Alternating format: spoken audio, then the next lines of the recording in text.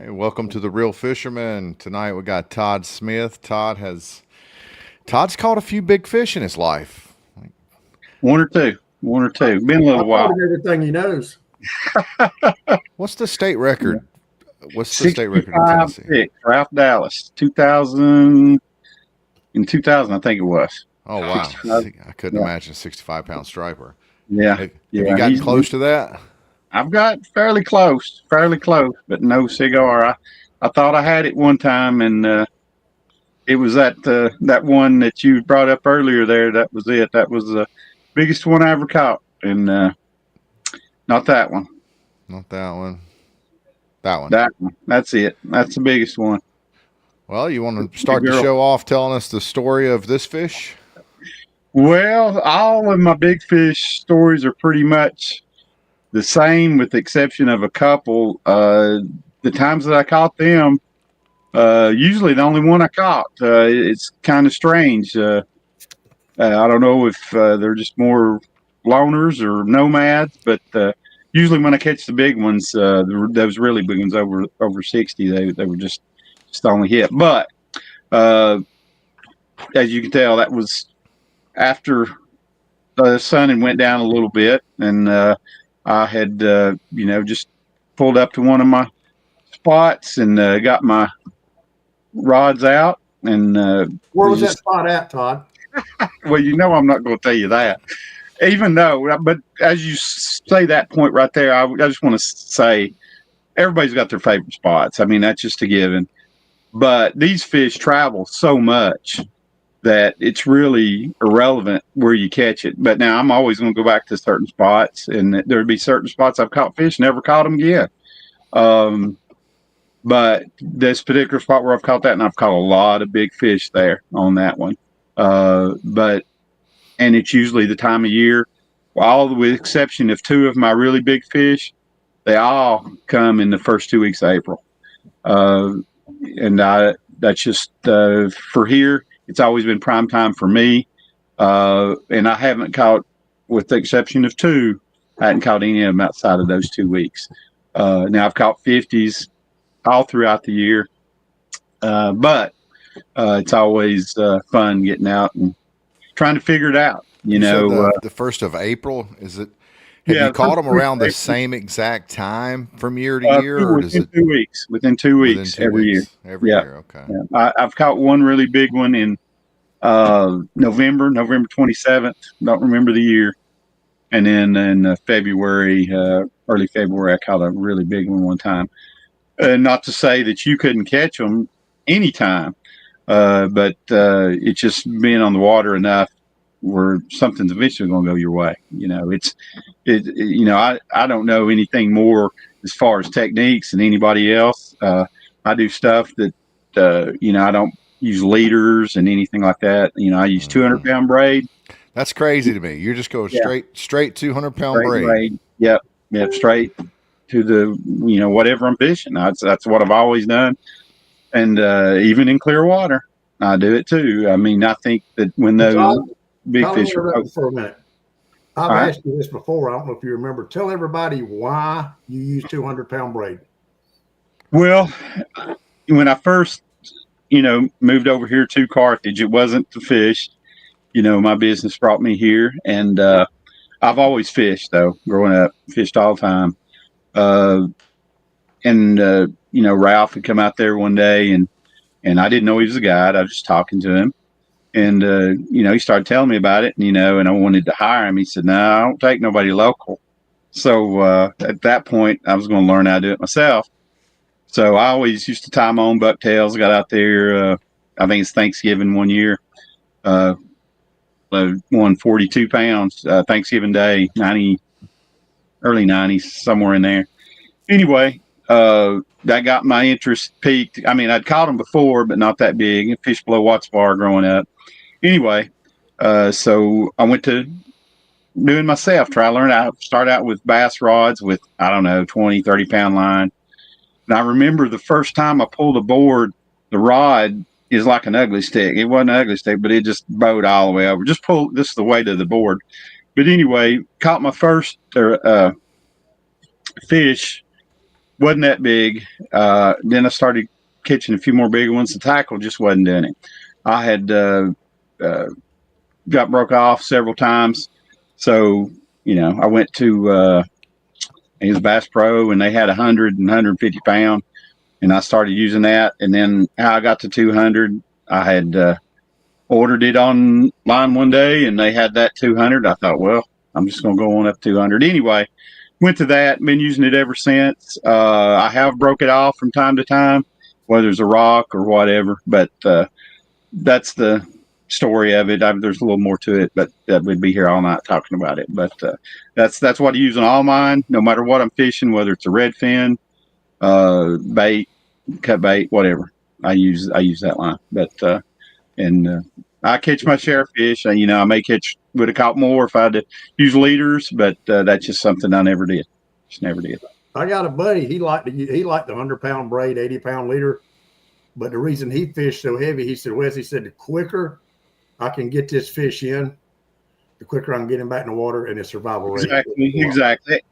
All the fish I've ever caught, and people will not believe it or not, most fish that I fought, depending on the situation, I get them in less than 3 minutes tops. I mean, I get that head turned. Now, I've probably ripped the hook out a few times doing it that way, but, I'm super catch and release. I'm adamant about that. So I want to get them out, back in as quick as I can.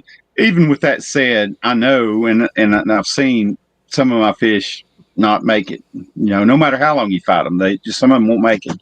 I remember we was fishing in lake one time, had one, didn't fight it long, didn't even take it to the water, released it, and before we had finished out the day, it had floated back up, and it died. So we took it, and I've had one of my really big fish wouldn't swim away, and Ralph mounted it for me. But I'm like I say, catch and release, 100%. And that's why I'm so, or always was so secretive about everything.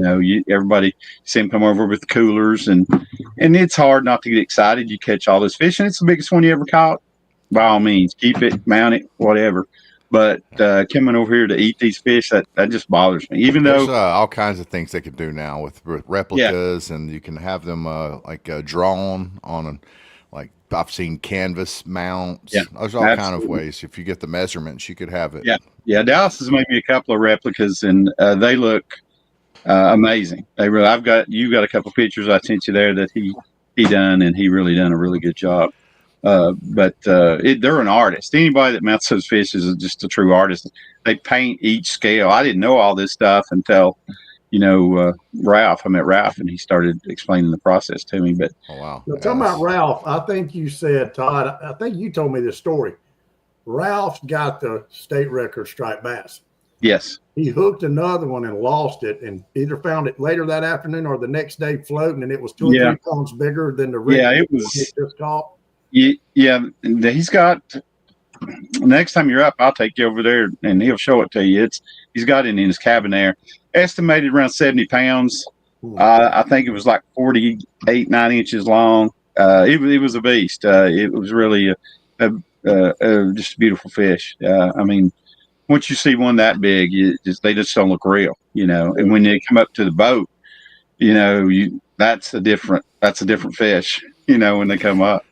Now, Todd, you said that fish that Todd, JR, when we go in Big Fish Outfitters, when you go in now, you remember that fish I pointed up? I told you, look at the belly of that fish. That was Todd Asher's fish, and I think Ralph mounted that fish. Yeah, Ralph did mount that fish. Yeah, that's cool.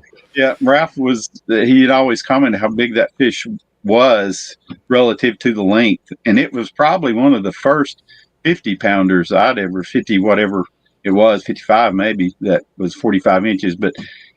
The fish over here are relatively shorter and fatter than like the ocean fish. You tell them how long our fish are.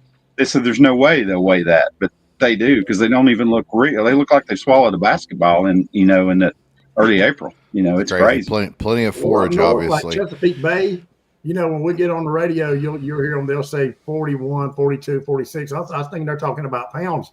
They do length. They're not really big on weight as much as they are length. Yes. I don't know if that's just a northern thing or why they, that's just the way they do it up there. that one here behind me here, that was 58 pound there. That was one of the first really big ones I caught. What, JR? Okay. So you said you catch it within a couple of weeks in April every year, and I was also going to ask you when they leave. And when they leave, do you find that it's the biggest ones that leave first, or do Well, does some big fish still hang out, or do they all leave like at the same time, kind of like when they get there in April? Do they leave well, they around? definitely don't leave at the same time. They'll leave different times, and I've seen long after the spawn's over, or you think it's over, and you'll see those big girls still swimming around up there trying to spawn. Even in June, I've seen it a few times. But to answer your question, when you get real close to the spawn, they kind of shut down, and you can graph them. They're all over the bottom. It's just hard to get them to hit. I mean, there's certain things you can do to entice them sometimes. But with what you said, how I learned that, and me fishing my whole life, I never paid attention to water temperature. That just wasn't something we done back then. And I remember I was catching those fish really good, between the dam and the caney, and just stopped one day, and I couldn't figure it out. And I remember, asking my good friend, I said, where are all these fish at? Now, he wouldn't tell me straight up where to go. He said, what's the water temperature? I said, I don't know. I didn't even pay attention. He said, well, you got to find cooler water. So, and then they just didn't pop into my head where the cooler water would be. I just, started watching my graph one day and got down a certain spot, and water dropped about 20 degrees. I started catching fish again. So that's why they leave more than anything, is the water temp. As the water temp goes up, they spawn, and then they head out. But they leave a little bit at a time. And I've caught a fish that hadn't spawned before on July 8th one year. So there's some of them that never drop their eggs, I guess, or they get consumed back into the fish. I don't know, but I have caught some really big fish later than normal. But there again, that's not the norm. But they usually are gone by June. I mean, that's interesting. How long do you wait after the spawn before you think? I've always heard they'll go to a week, 2 weeks, even 3 weeks before they'll eat again. It depends, because they all don't go at the same time. But I'll tell you right now, the fish that I've caught, regardless of size, through the summer months, fight harder than any big fish I ever caught. And that's because, they've lost all that weight. They're in that cold water, and they're aggressive, and they fight just unlike any other time of year. They fight hard. What the big ones have is the weight, but there again, that's why I'll say you turn that head, you get that head turned towards you, and usually you got them. You just keep the pressure on them. They did a study, the Striped Bass Initiative did a study, and they tagged thousands of stripers up, I think, from Cape Cod to like Jersey. And what they found was the striped bass would vary within 2 months. It would go up to 2 months difference when the first school of striped bass got to there in the spring to when the last school got there. So they come in waves, and then but they're all there within a couple of months. But what they found that was interesting was when they leave, or I'm sorry, when they let's see, I have the notes written down here. The fish that come back year to year, yes. Once they come back, then they come back pretty much to the date of when they left. Once they come back, but I was going to say, you said that you had that biggest fish that you'd caught, it was the only fish you'd had, the only bite you'd had that day. Yeah, I find it weird that the bigger the fish, the smaller the school. And I think a lot of times these striped bass, as they get bigger and bigger, the schools get smaller and smaller before you know it, you got a lone wolf.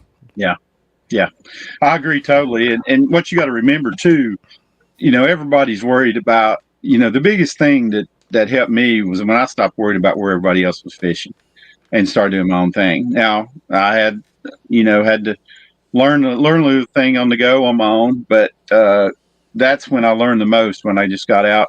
And that's what I'll do anymore. I won't fish where anybody else is around. And that's what's pushed me to different places to try it, and had unreal success. And then I started backing up. I thought, well, why did I catch this fish here? Why did I catch this fish here? And then I'll look at the maps. I've got maps of the Cumberland River from end to end, and I'll go through. I went through and I marked. Well, I need to try this spot, this spot, this spot, this spot, and then I used the techniques that I've caught them in other places and go in there. And I had some luck, and I had some not so luck on certain days. But doing that, it really made me a better fisherman, especially in this, because in this, as you all know, to get good at it, you have to stay at it, and you've got to, just do it on your own a lot of times. And that's what helped me, more than anything. And then plus living here, how you all drive as far as you do. I mean, there's no way I could ever do that. But, but I don't fish other water. This is on the water I ever fished, from all the way Kentucky, all the way to, the other end of Nashville. Well, look at the water you got up there. You don't need to fish nowhere else. Well, that's true. That's true. But another thing you got to look at the world record, or the freshwater world record striped bass come out of Alabama, and the advantage they have there, they've got the water quality, obviously, and the forage, but they don't have the numbers. So what few they have, they've got all that forage to themselves. And that's how that happens. Just like up here, Cordell Hole, everybody raves about, but it hasn't had the stocking numbers for years, and it just not got the numbers. You fish it. You ever think like Watts Bar? They're stocking Watts Bar. I think they're probably getting the most than they are any other river system altogether. Yeah, they used to Cordell Hole and Old Hickory was on the top of the list, but now they've moved them down. So it's not going to get any better as far as numbers wise. But anytime you fish any water from Nashville east, you have a chance to catch, world record. I mean, that's just a given. And obviously, I've seen some big ones come out of Arkansas too. So I don't know what kind of water. Are you saying the lakes that stock the least, you have a better chance of catching a big one? No, not to bet. Well, yes and no. I mean, if you catch one, most likely it's going to be a bigger one, because if they're not stocking as many, they just don't have as much competition. Old Hickory's prime example. The numbers in it that we're still reaping the benefits of before they changed it is why it's, the go-to. And that's going to always be my go-to, Old Hickory, just because of the numbers that it's had in my lifetime. But, going forward, Watts Bar, all that over there looks good. I mean, there again, that's not water that I've fished in years. I used to fish below Watts Bar when I was young. And, but it's just. Did you know that? So you used to live in East Tennessee before moving to Middle Tennessee? I was born and raised in Crossville, and we always fished Watts Bar growing up. Back when there was it wasn't a nuclear plant; they had a steam plant. It was Watts steam plant down there. That's where we caught the very first one. Isn't like in 74, 75, and it was down there where the. Did you know that you had moved to the place that was likely to produce a world record? No idea. Did not know. And growing up at Watts Bar, we always caught them in November, because that's when they would come up in the fall. We never caught them in the spring. I know they were there, but we didn't know that. And there's so many places over there that I would love to use the techniques that I know now that I didn't know back then would be really cool. Mm-hmm. But that's passed me by a little bit now. Me and Bobby Parker, I think it was 3 years ago. In fact, I think it was my last trip. We fished. No, it was before that. Me and Bobby Parker, I had that Grady White. I don't know if you remember, I bought that Grady White, but kept it for a while. And in fact, it was the day after the guy threatened the krill clerk up there. Yeah. But anyway, so something else. We were coming back down. We were getting to the boat ramp, and Bobby said, "Look out there in the middle of the river." So we're almost in line with the Carthage boat ramp, almost in line with it. And these fish are just breaking everywhere. And it's like about the time he said it, and I'm guessing now. So I'm guessing. I bet there was 100 fish out there. All you can see. Yeah. I mean, they were just And I told Bobby, I said, hold on a minute. So I put the motor, I turned the boat around, put the boat facing upriver to try to hold us. And I'm trying to hold us there with the big motor because they was running water. I said, throw that red fin over there on him, Bobby. So he got that red fin on my Stellar reel. What he was singing, he said, Wes, he said, he threw it like 5 or 6 times.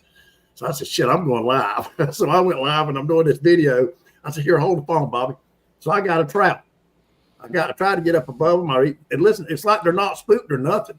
And I know what they were doing. They were like, yeah, they're mating right now. I think the males was hitting the females. Dude, it's the most spectacular thing I've ever seen in my life. So I'm throwing a trout. I threw a trout up and let that trout drift down. Wouldn't touch it. I did that about 3 times. And somebody, I forgot, Bobby said, somebody just commented and said, you're beating a dead dog. Said, them fish, last thing they're worried about something to eat right now. Oh, yeah. They were mating right there. And I've never seen nothing like that in my life. Oh, yeah. And the funny thing about that is I didn't see that till probably 15, 20 years ago.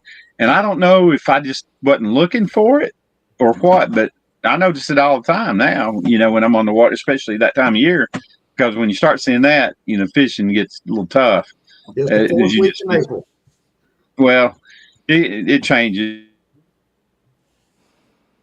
It's usually May is usually when it is here, but there's exceptions to the rule. But that was just amazing watching that. Oh yeah. Well, I've had that happen many times. I remember, can't remember, it's April, it was about late April one year. I was me and my kids was pulling boards right below the dam there, got down to the first bend where it comes right. And, my boy said, Hey daddy, they're busting over there. And we looked, and there's a couple. So I said, well, get ready. We're going to head over there. It's foggy, real foggy. I mean, it's one of the mornings you couldn't see very far at all. But I mean, there's breaks. We could see that. But anyway, so we start to head over there. And when we start to head over, the whole river just explodes. Fish as far as you could see. I had 3 rods out. But when they were surfacing on out there, I picked up a red fin, threw the first one. I was so excited, backlashed it, throwed it down, picked up another one. I threw it and got hit twice, and then I loaded up, and then all 3 rods went over. So we had 4 fish at the boat, and the smallest one out of that bunch was 38 pounds. Wow. 38 pounds. And that one fish you got, the day it was that one fish of my daughter you got in there, because that was a fish she caught afterwards, and it was 56 pounds. You remember how we were talking about? You remember how we were talking about, people used to tell me I was crazy or ask me why I would go to Tennessee to catch one fish. Yeah. Yeah, that's a beast. Yeah. Yeah. That's 56 pounds. It doesn't even look real. Yeah. See, there's my cradle that I weighed them in too. I never hung them vertical. Yeah. It's ridiculous. It's so big. That was my daughter is 32, I think, and she's probably 16 there. So that a long time ago. That's a beautiful fish. Yeah. Yeah. Good times, man. Good times. My kids have caught many I used to tell people I'll go up there to catch one bite, one fish. So with that being said, JR, tell us the story about your first trip to Middle Tennessee and how you got drugged to catch one fish. You talk about when Alan went with you? Listen to this, Todd. Yeah, so we go to Bose in East Tennessee. Our plans, I've always tried to get my friends to do what Wes is talking about, one bite, one fish. I'm a trophy fisherman, and I don't care what kind of fish it is. I want to catch the big one. And they at the time, they were meat fishermen. They wanted to go to the Loudon and fill up some coolers, and and they still had it in their head, you catch a big one up there. So anyways, this was I want to what month was it? June or July, Wes? I think it was end of June, I think. In the summer. It was the end of June, I think, and we weren't going to catch any big fish up at the tail races, period. And we show up at Bo's cabin, and I walk in, and there's somebody snoring on the couch in the living room. And I walk over there, and I look, and it's Wes Rose. And I come back out, and I tell them boys, I said, Wes Rose is in there snoring in the living room, boys. So anyways, Wes wakes up, he comes out, we end up grilling out, and we're talking about our plans and everything, and Wes is talking about what he's going to do, and we're telling him what we're going to do, and the whole time I'm thinking to myself, damn, I wish Wes would invite me. Damn, I wish he'd invite me. Well, he ends up inviting my buddy Alan. So my buddy Alan says, "Hey boys, I'm gonna fish with Wes. Y'all take my boat. You know, we'll go to the same place, and you know, y'all go fish, and I'm gonna fish with Wes." I said, "Okay," and I was happy. I loved it. I was like, "Finally, these boys are going trophy fishing. You know, we might get skunked, but hey, at least we're going after the big one." So we I'll be get right out back to the with river. you. Okay, we get out to the river, and we go our separate ways. I don't know where Alan and Wes go, but me and Lacey go up to we go all the way up to the dam and turn around at the dam and start pulling down, and we got some big trout we bought from the trout farm in the bait tank, and I put one out on a balloon, and we drift down, we get to this island, so I get it in, and I put out I think I had some gizzard shad that I'd caught. I put up some gizzard shad on some boards out, and I think I had that trout suspended on a balloon way out behind the boat. So we get around the very front of that island, and there's a point coming off the front of that island, and sure enough, I ran a board right up on that point, and we hung one and got it to the boat, and we didn't weigh it. I got it on video, and my guess is it was probably 30s, maybe low Yeah. 30s, probably. It was a really good fish. It was Hey, it was my Todd. Granted, we could hear them screaming and hollering like sissies about a half a mile down the river. Oh, we were so happy. We were high fiving. I wish I had the video on here. I'd play it, but we released the fish, and we find Alan and Wes anchored up, only about probably 300-400 yards down below where we were.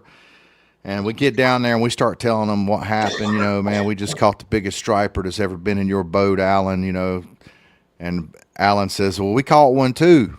Hang on, I'll let you see it," because they kept it because Alan mounted it. It's in his living room on the wall now, and it's like your fish. It looks fake. And anyways, he pulls this fish out of the cooler, and it's got to be, how much that fish end up weighing, Wes? 46 pounds. 46 pounds. Yeah. It was There's nothing a great night. It's nothing like it when you pull one of them big ones up to the boat, and you know, it's just a whole different look when you see it. It's just it's pretty wild. Watching Alan, how excited he was. He had his wife on the phone telling her, and the fish was still flopping in the boat. You know, I mean, and you know what's crazy? I took Alan to Chesapeake Bay with me the second trip up there. We went up there to fish 3 days, wound up fishing one. Mm-hmm. It was cold as shit. And we had GoPro going, and it was getting rough. I told Alan, I said, "Buddy, by the weather from this nor'easter," I said, "we've got about 2 more hours we can fish, and then we're going to have to put it on the trailer." And about the time I said it, the back rod went off. Mm-hmm. Only fish we caught that trip, he caught a 55-pounder. So, you know, and just watching him, and I've got that video somewhere. I can't put it on here tonight. I'd have to go back and find it. It's on GoPro. But just his excitement and holding that fish up. But I told him, I said, "We can't keep him up here. You know, you got to let him go." But like you just said, watching people, I like to watch JR. Dude, listen, when JR hooks a fish, he's like Todd Asher. It's like he's got blinders on. You know, but anyway. Yeah, we've had some good times. I'll tell you, my favorite thing to do, I mean, you got to have many techniques, but my favorite thing to do is have that rod in your hand pulling boards, and you feel that hit. There's nothing like that. That's an adrenaline rush that I will never forget. You know, yeah. I mean, it was so big. I had to, when I first started, I had kind of retrain myself because coming from bass fishing or any other kind of fishing, you know, your first reaction, set the hook. But, you know, that's the last thing you want to do in this situation on that. So, yeah, there's nothing like it. Having that rod in your hand, feeling that striper come up and hit that skipjack, try to idle it, and then you just hold on because you know it's coming back. He's going to get it. That's when it's really fun. And then when you get 2 or 3 fighting after it, that's really cool too to see. I'd give anything if I had a camera when I started. You know, they didn't have all these fancy cameras. I'd give anything to have some video of some of the stuff I've seen. It's pretty wild. Yeah, that video of that fish and your daughter, that would have been. Could you imagine that in 4K? Oh yeah, it'd been awesome. And I remember she said, "Daddy, I'm hung. I'm hung." And the board and the rod's going straight out in the river. I said, "No, you ain't hung. You got to fish." Was it going And, upriver, or do you remember? oh Or yeah, yeah, yeah. It's upriver? going straight It up. seems River. like the bigger ones like to run upriver for Yeah, some reason. most of the time they do. And but like I say, I turn them pretty quick. That's the key to it. Once you get them turned, you got them. I mean, you sit there and fight that fish 15, 20 minutes. I don't care what you do. That fish ain't going to survive. Yeah. He may swim off, but it ain't going to survive. It's not going to work. But I digress. Talking about There's not a lot of fish that are preying on striper once they get to a certain size. I wouldn't imagine. Maybe muskie. No. Y'all do have muskie up there. Not in this stretch. Okay. They're in Del Holla, they're in Center Hill, but they're not in the river. Now we've got those. What is it? Pike. No, those big sturgeon. They've started stocking them, and they're pretty big now. Of course, they're not going to eat striper, but Now, are you talking about the paddlefish? no, we've got sturgeon now. They started stocking them several years ago, and they're pretty big now. There's some 4 or 5 foot long because they're naturally here, and they just reintroduced them. Okay. So it'd be something intriguing. I wouldn't mind catching one of those weigh 200 pounds or whatever. That'd be awesome. I would Hey, JR. I would like to catch a paddlefish too. Yeah. Yes, sir. JR, the story I was actually talking about, I'm glad you brought that one up because that was one of my better stories. But how we was talking about how you'll go that far and fish hard, long weather, blah, blah, blah, just to catch a fish. Mm-hmm. I was talking about the trip you took with Drew. Oh, yeah, that was my PB striper. Yeah. That was I was gonna get ready to tow my boat to Middle Tennessee, and I had a week off work, and I was gonna stay on the boat for a week, and I wasn't gonna leave the water until I caught my PB freshwater. And I was talking to Drew Rankin, and like the day before I was leaving to come up there, and he was like, "Don't bring your boat up here, just hop on the boat with me." And I was like, "Nah, bro, you don't understand. I'm not leaving my boat until I catch you." I said, "I don't care if it takes a week." He said, He didn't know Drew that well at this time. He said that. He said, "That's fine. That's fine. I don't care." I said, "You sure?" He's like, "Yeah, man, come on." I said, "Okay." So me and Alan took off, and Drew met us at the ramp. We fished, and I'm talking, we fished non-stop. We weren't sleeping, but maybe 4 or 5 hours a night. We'd fish all day. We'd sleep, fish all day the next day. We'd go through rainstorms. It was rough. We was eating on the boat. I had all kinds of stuff: steak, bologna, bacon. We had food for days, and it got to be. Let's see. I got down there on a Thursday, so we fished all day Thursday, fished all day Friday. And then Saturday morning, about 3:30 in the morning, a fish hit. We were anchored up with cut bait, and I woke up, and Alan actually woke up a split second before me, and he wasn't fully awake, and he was going for the rod, and I screamed, "No, don't you touch that rod!"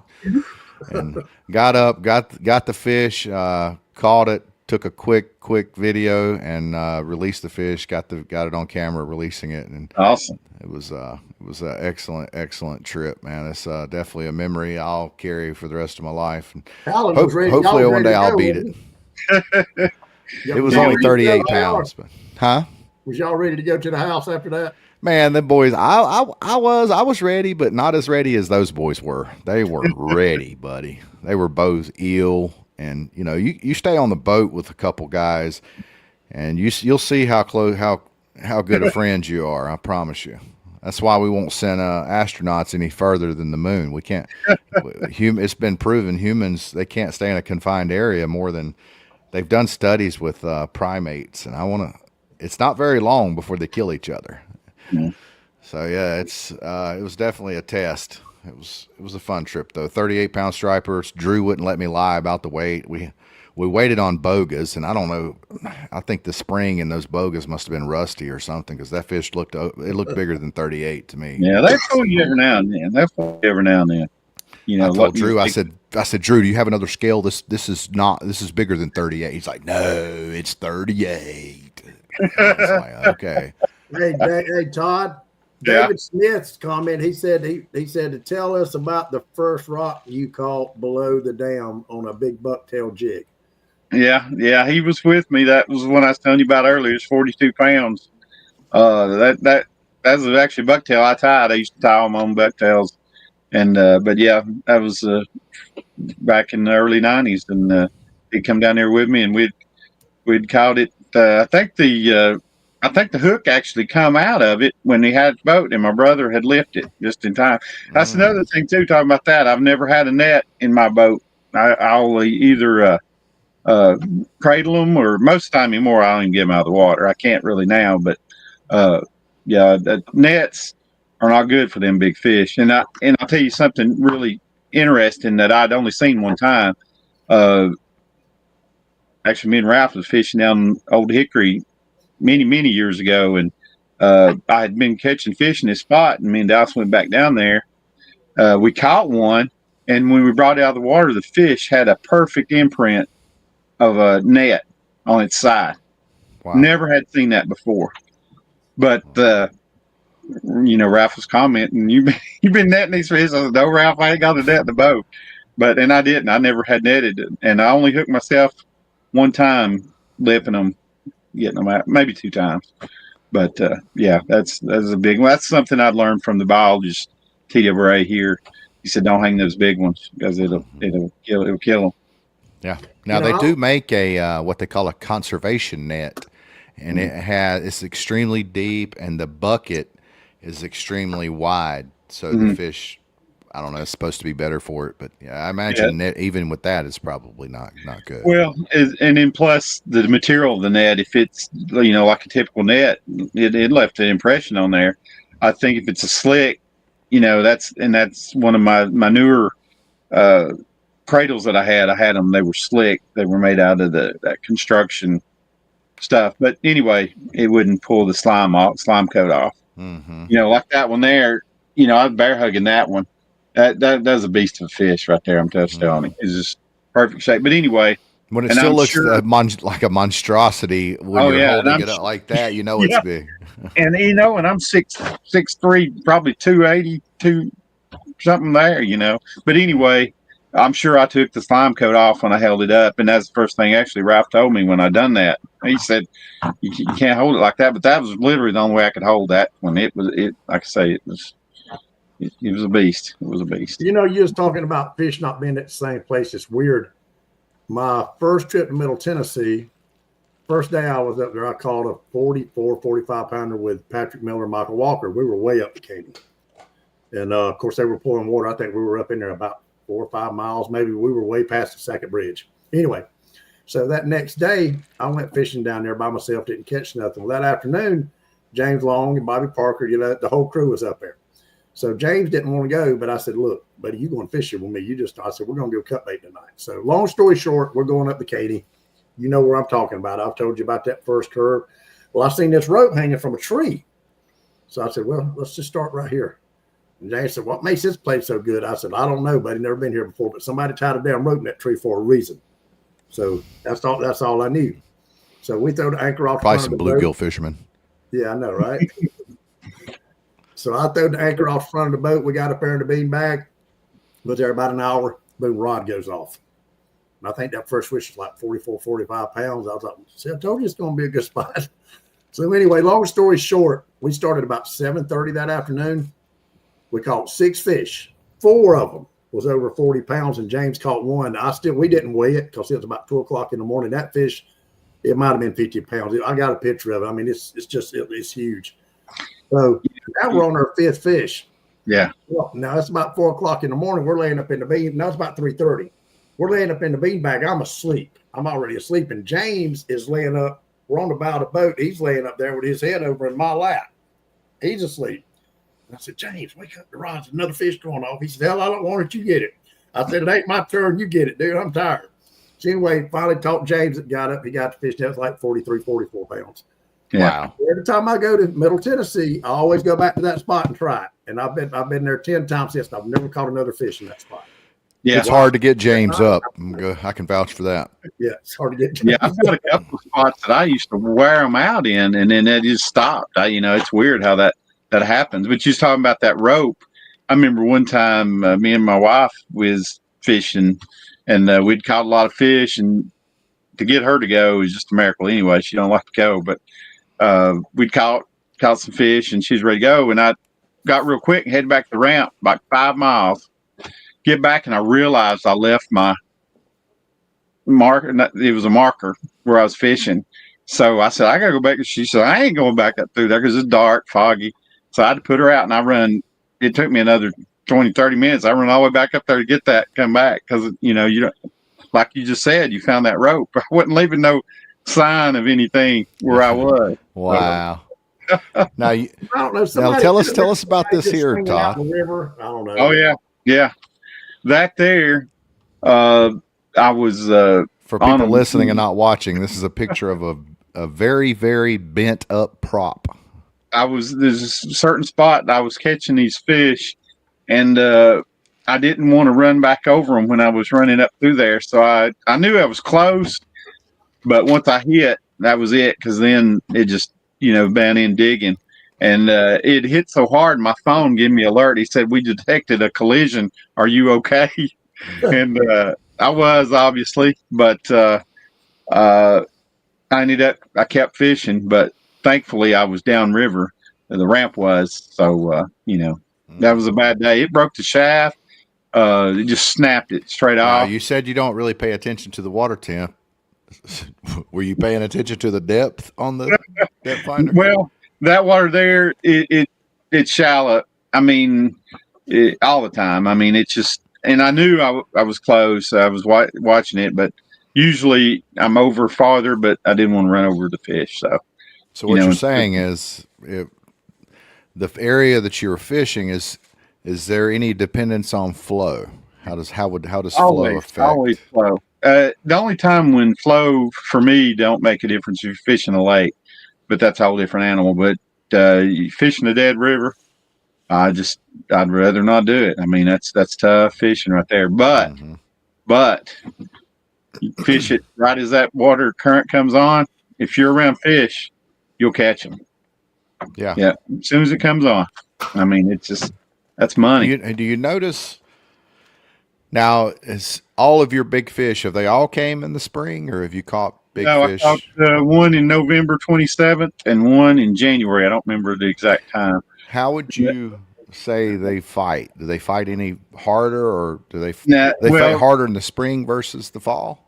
The hardest fighting fish is going to be post-spawn. Post-spawn cold water fish fights harder than any of the biggest fish I ever caught.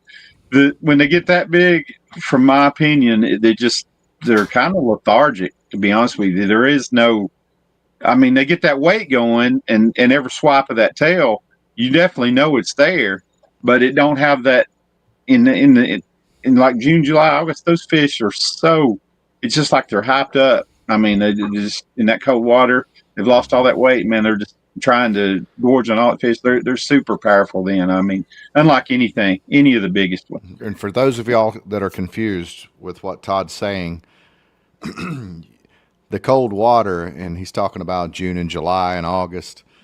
We don't have cold water around here, June, July, and August. Luckily for people in Tennessee, who built those dams? The Army Corps of Engineers. Yeah.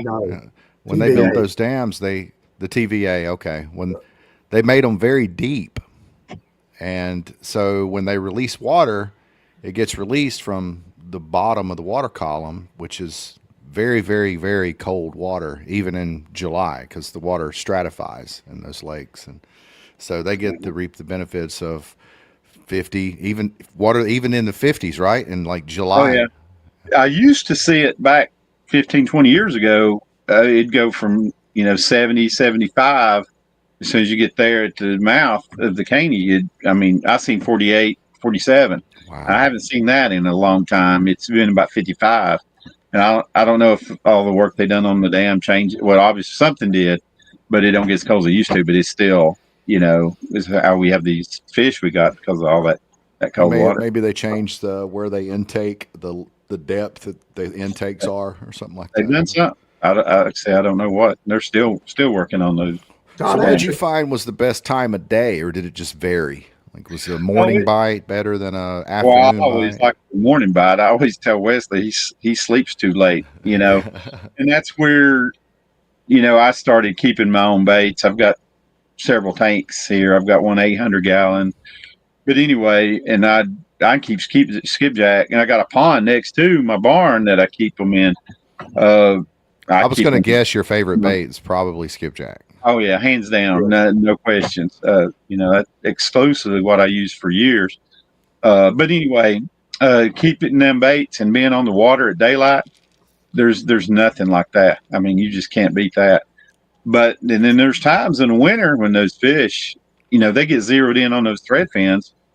They won't touch a skipjack. I remember, I'll tell you the story on that 61 pounder I was putting my boat in. I heard one pop, and I looked. I didn't really see where it was at, and then I was taking the strap loose on the back of the boat. I went around the other side, took it out, and started hearing again. Looked, and they were popping everywhere, just different spots. So man, I'm sitting here. I got a tank full of skipjack. I'm fixing to wear them out.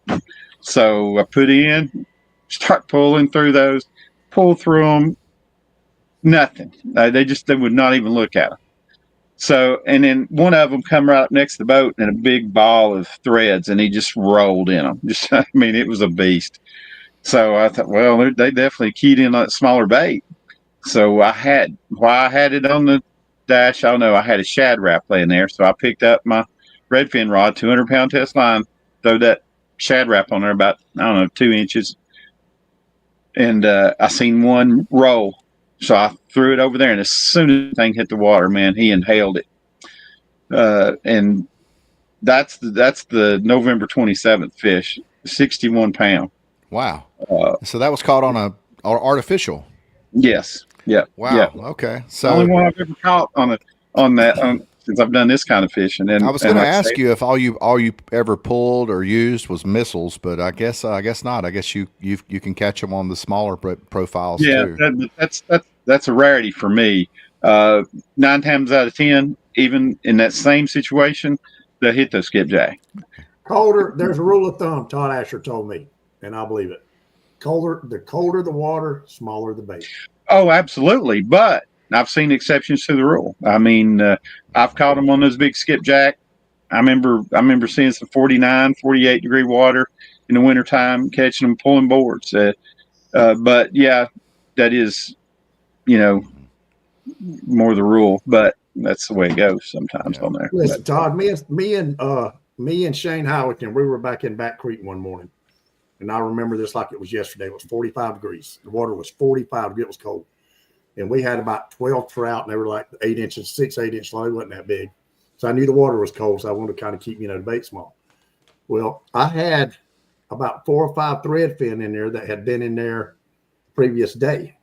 And we threw Shane through a net. We had a few throws. Man, this is bullshit. For Shane, I had a little 2/0 hook, and we were going to use it for skipjack. Shane tied, and it had 30-pound braid on it.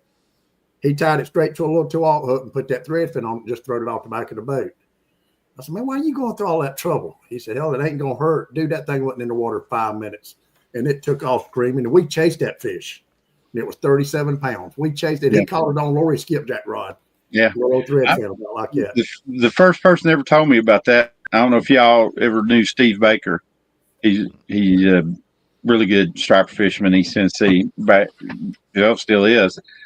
He was telling me one time I met him on the river out here, and we started talking. And he said that he used to catch him on Tim's Ford, with minnows, small 10-pound line, minnows, hooks, floats. It just blew my mind. And but I could see it definitely happening in the wintertime when that water's cold like that, and they get zeroed in.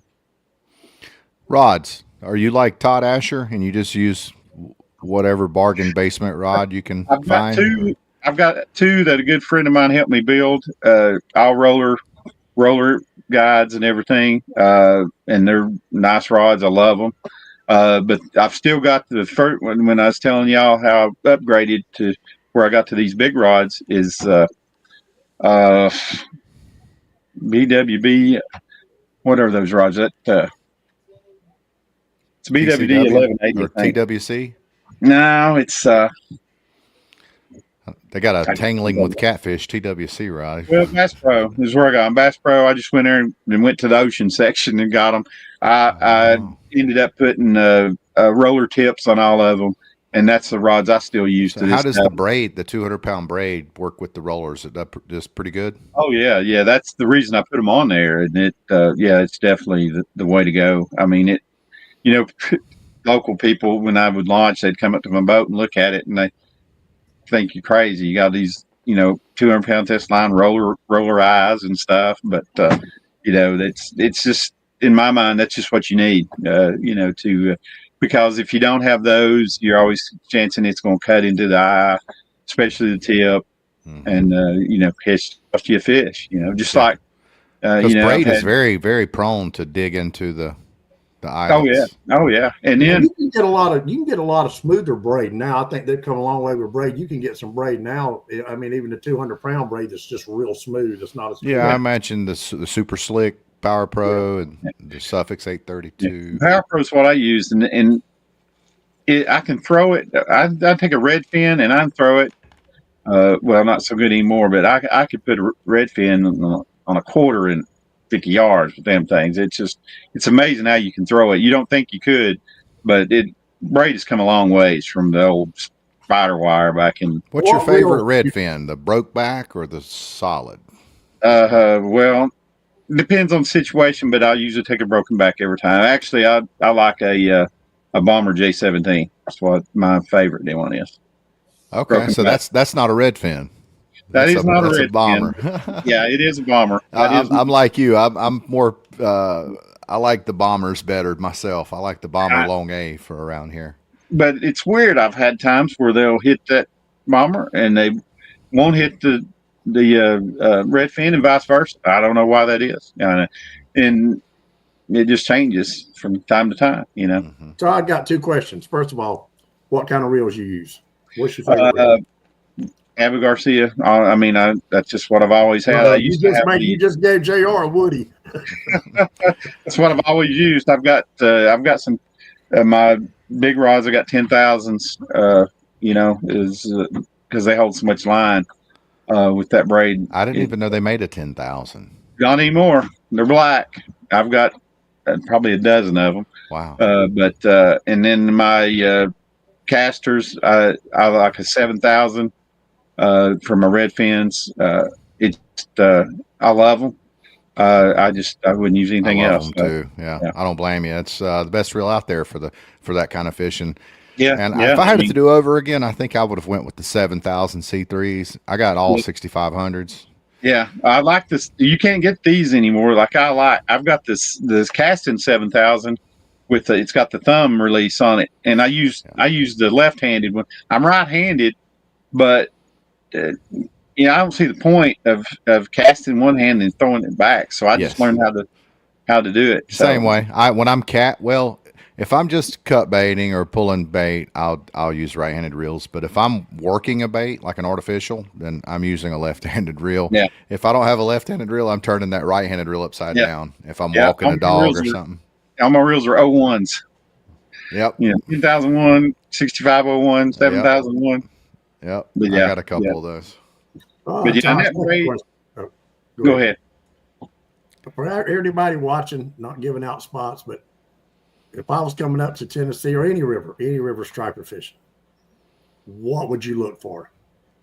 Well, again, it depends on the time of year, but like right now, you always look for, the bends in the river. I look for, ledges that come up, coming out of the main river up to 10, 20 feet, whatever. And then you look at that, the mouths of creeks, islands.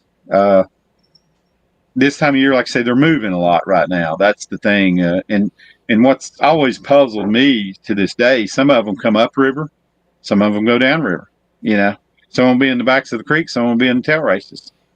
And I've never understood that. That doesn't make any sense. But and you'll find them all were in between, and then you just got to find the spots where they're going to feed early and late. And it'll be shallow spots under, islands that are underwater, your heads islands. I mean, just stuff like that.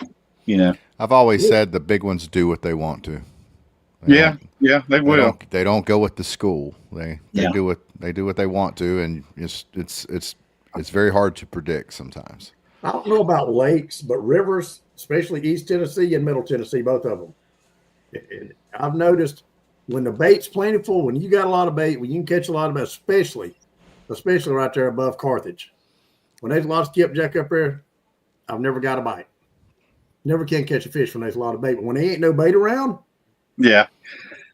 I've always said that too. Bait's easy to catch, fish are hard to catch. Bait hard to catch, fish are easy to catch. Yeah.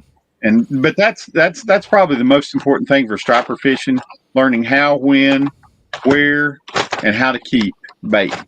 That's the biggest thing, because for early on, I got to probably catch them real good, but I'd go and there'd be times I couldn't catch any bait. I mean, I'd be there half a day for 2 baits. So then I focused a couple of years on, I've got to figure this bait out. It's got to be somewhere all the time. I mean, sometime a year it's got to be in a certain location. So that's when I started just, experimenting, finding them, and that paid off big time doing that. That was huge, spending a couple of years just to do that. And that's, you talk to crappie fishermen, you ever hear them, I caught some skipjack out here, 20 foot of water, and then I always wrote all that stuff down. You keep up with it. All of your bass fishermen, crappie fishermen are some of the best, tools you can have, because, having the skills to catch the fish is one thing. Finding them is the most important thing, because they're always moving. They're not as predictable as some of the other fish. I mean, they travel so much. And what you have to remember, there's several different schools, and then the big ones can be nomads, like we were saying. And then you just got to find the spots where they like to feed. I found that I went to Lake Norman weekend before last, and I was kind of on the search for some bait just to see if I could find some bait. So I went to the very, very back of a large creek, and there was these balls. I got it on video. I was on my paddle board, and there's these huge balls of shad up there, and they're tiny. So they weren't spawned very long ago, and that's the only bait that I could find other than some bluegill, and there was some spots blowing up on them, some largemouth blowing up on them, but it was all tiny bait. I didn't see not one large bait, no larger gizzard shad, threadfin, herring, nothing. It was all just tiny shad, and I thought, if it's crazy how God makes it, how Mother Nature makes the spawn, the shad of the spawn. Like they put them in an area where they grow up until they reach a certain size where larger predatory fish can't necessarily they don't have the thermal tolerance to go back there and feed on them because the water is too warm, or the water could be whatever. But like in this case, this time of year, it's too warm for them. So that tells me that the larger bait, they haven't moved to the very backs of the creek yet. So they could be staging up at the mouth of the creek. So if I were going to target a large fish, that are feeding on large bait, then I probably wouldn't want to start here where it's nothing but all I'm seeing is tiny bait. Now I know that doesn't work where you're at and doesn't work for every situation, but it's just an observation that I took recently. And plus, a lot of times when you have that much bait, it's hard to get one to hit. I mean, you're having to rely on your little bait and in front of all those other million bait to get hit. And especially if you're throwing an artificial. Yeah. Oh yeah. Yeah. You're trying to get a piece of plastic to look like one of those bait fish that they got millions of. Yeah. Yeah. It is always something on that end of it. But yeah. Me and Todd was talking earlier, JR. Anybody that's getting into fishing, if the only thing you like about fishing is just catching fish, you're getting in the wrong sport. I know people that spend a lot of money and tried it a couple of times and went, because I promise you, I went more and didn't catch fish than I ever did and caught fish. Yeah. You're going to have those tail slapping days, and you're going to have those skunks. Yeah. It's just Yeah, but the fun days make it all worth it. It really does. But now I can't tell you how many days I've pulled boards just daylight to dark, not a hit, nothing, and get back up and do it again. It's just that's just part of the learning process. But the stuff you'll see, the more you're on the water, is just really wild. I mean, I've just seen so much stuff. Thomas Walker said, "I don't like to compete with the bait, but I do want to know where it's at." Yeah. Yeah, you do want it, and then the trick is to getting your bait to stick out. And of course, with a hook in it, it's going to stick out a little bit, but and that's what entices them. But that is always a challenge, especially when you're pulling boards, because there's not a lot you can do. I mean, it's pretty much up to the bait, whatever it's going to do. And what's your go-to size hook? I mean, I know it's depending on bait size. Say you got a skipjack, 12, 14. I use a 12 circle hook, just a catfish hook. Now Circle hook is for beginners. Circle hooks and ambassadors. Wes, you on the wrong show, buddy. Yeah, You're outnumbered. I'm a circle hook person. I'm a J hook man. I'm a jerker. I'll jerk his damn liver out. Wes is a jerker. Most of those old transition carp guys, that's what they are. Now on my red fins, I swap out all the hooks to I use these 4-aught 5X VMC because I've had way too many hooks straightened out on the. No, wait a second. Now you're swapping out the trebles that come on the red fin with a regular hook. It's a treble. It's another treble. Okay. Yeah, VMC 5X. Yeah, it's a tournament grade hook. Yeah, those are nice hooks. Yeah. There's nothing more sick than bringing the hook straightened out, man. That just. But I've even had it pull. Once I put those hooks in, I've had it pull the bait in two. With the jointed part, just rip it out. Had that happen. Well, Wes, it's been an hour. Yeah, it's been fun, guys. I appreciate the invite. Enjoyed it. We'll have to think about who we're going to have on next week, Wes. All right. Yeah. We'll find somebody. Good times, guys. I appreciate you getting me on. Excellent show, Todd, and hopefully we'll get you back on here. Awesome. Well, y'all have a good night. Hey, Todd, I'm going to give you a heads up next year for Bristol. Yeah. If guys don't come, you put me and Lori down, and I'll still get some garage and pit passage if you want to bring somebody. They've never tried that before. Yeah. Oh, yeah. At the table with y'all a lot better than I did walking around that infield. Oh, yeah. Yeah. Well, we'll be there. See you, Todd. Take care, buddy. Have a good one. Bye-bye. Y'all have a good night. JR, we'll see you later, buddy. Good night, everybody. Good night.